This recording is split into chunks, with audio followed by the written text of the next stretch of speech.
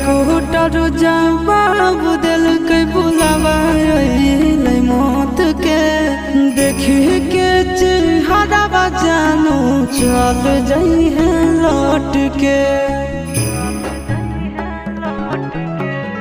Doctor जवाब दिल के बुलावा मौत के देखी के चेहरा जानू चल जाई है लौट के।